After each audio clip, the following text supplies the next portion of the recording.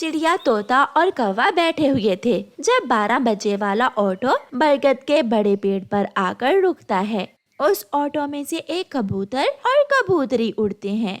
कबूतर ने सर पर कैप पहन रखी थी और कबूतरी भी देखने में बहुत अमीर लग रही थी। कालू, ये कबूतर और कबूतरी कौन है? ये हमारे जंगल के तो नहीं है। दिखने में तो ये बहुत अमीर कबूतर और कबूतरी लग रहे हैं। शायद ये कबूतरों का जोड़ा दूसरे जंगल से आया है। पक्षी बैठे ऐसे बातें कर रहे थे कि वो कबूतर और कबूतरी अपना बड़ा बैग लिए वहाँ आ जाते हैं। पक्षियों, हम दूसरे जंगल से आए हैं। हम यहाँ 2 दिन रहेंगे। जो पक्षी हमें घर और खाना देगा, हम जाते समय अपने पैसों से भरा हुआ ये बैग उसे दे जाएंगे। ये सुनकर एक बार तो सब पक्षी हैरान हो जाते हैं। कबूतर और कबूतरी, हम लालची नहीं हैं। आप हमें पैसों का लालच न दे। अगर आप मुसीबत में हैं, तो हम आपकी मदद जरूर करेंगे।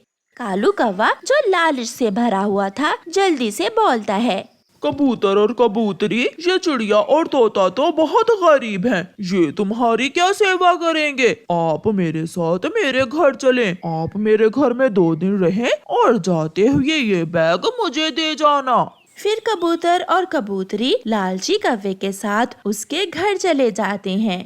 गोरी, ये कबूतर और कबूतरी बहुत अमीर हैं। इनके इस बैग में ढेर सारे पैसे हैं। अगर हम इन्हें 2 दिन अपने घर में रख लें तो ये बैग हमारा होगा। कौवे की ये बात सुनकर गोरी तो खुशी से फूल जाती है। कबूतरी, आप वहाँ क्यों बैठी हैं? यहाँ आए, मेरे नरम नरम घोंसले में बैठे। आप इस घर को अपना ही समझे। मैं आपकी बहुत अच्छे से सेवा करूँगी। मेरा कालू और मैं इस जंगल के सबसे अमीर कौवे हैं। अभी तो आप और भी अमीर बनने वाले हैं। मेरे इस बैग में लाखों रुपए हैं। मैं ये जाते समय आपको ही देकर जाऊंगा। अच्छा, अब आप ऐसा करें, हमारे लिए अच्छा सा खाना बनाएं। आप आराम करें और हम आपके लिए खाने का बंदोबस्त करते हैं। कौवा और कौवी घर से निकल जाते हैं। वो बाहर जाकर एक पेड़ पर बैठ जाते हैं। कालू, इन कबूतरों के लिए खाने का बंदोबस्त कैसे करेंगे? तुम चिंता न करो, मैं अपने मामा जी से कुछ पैसे लेकर खाना ले आता हूँ। तब तक तुम उन्हें चाय वगैरह बनाकर पिलाओ। फिर लालची कौवा जल्दी से उड़ता है और अपने मामा जी के पास जाता है। मामा जी, एक लॉटरी लगने वाली है मेरी। मैं उसमें से आपको भी हिस्सा दूंगा। बस मुझे थोड़े पैसे उधार दे दें। कालू भांजे, देख लेना, हर बार की तरह लूट न जाना। नहीं मामा जी, इस बार लूटने का कोई चांस नहीं है। फिर कौवा अपने मामा जी से पैसे उधार लेता है और सीधा चील के होटल पर जाता है। वहाँ से रंग बिरंगा खाना लेने के बाद कौवा अपने घर वापस जाता है। वाह कौवे, तुमने खुश कर दिया। इतना स्वादिष्ट खाना पहली बार खाया है। कौवे, मैं बहुत थका हुआ हूँ। थोड़ी देर मेरी टांगे भी दबा दो।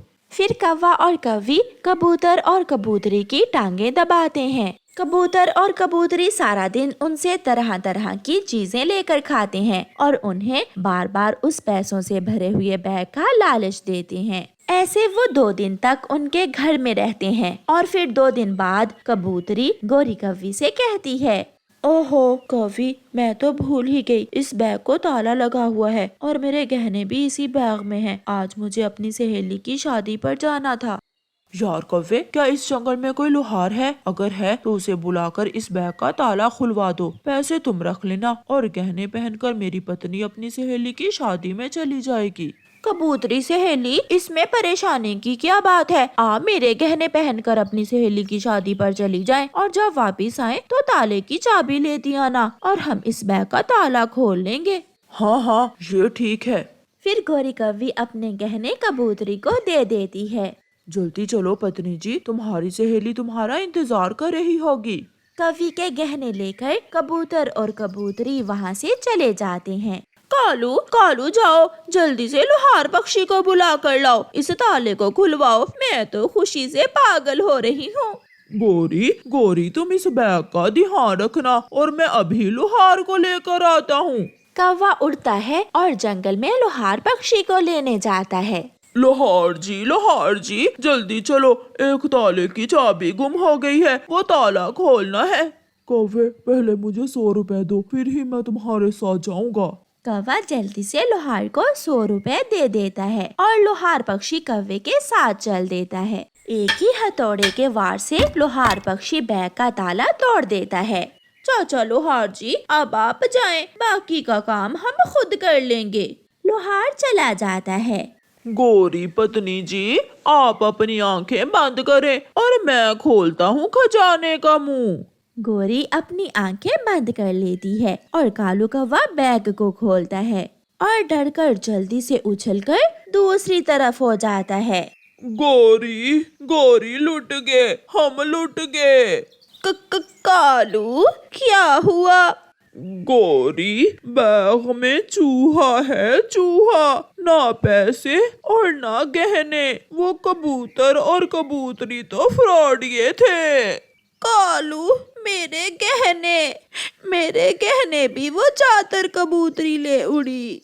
फिर कौवा और कौवी बैठकर रोने लगते हैं। प्यारे दोस्तों, इस कहानी को लाइक, अपने दोस्तों के साथ शेयर और चैनल को सब्सक्राइब करना बिल्कुल मत भूलना। आपका धन्यवाद। उस जंगल में कबूतर पढ़ा लिखा था। वो चाहता था कि सभी पक्षी भी लिखना पढ़ना सीख लें, इसलिए कबूतर ने एक स्कूल खोला हुआ था। सब पक्षी कबूतर के पास पढ़ने जाते हैं।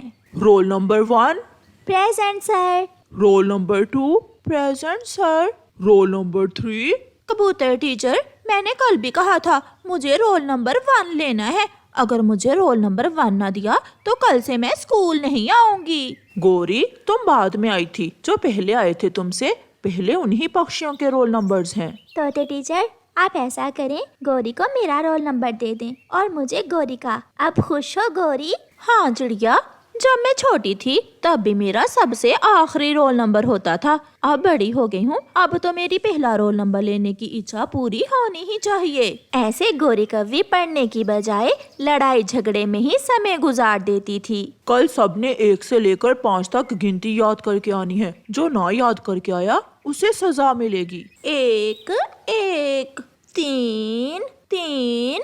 कालू, ओए कालू, 1 के बाद क्या आना था? ये तो बहुत आसान है। 1 के बाद आता है 4।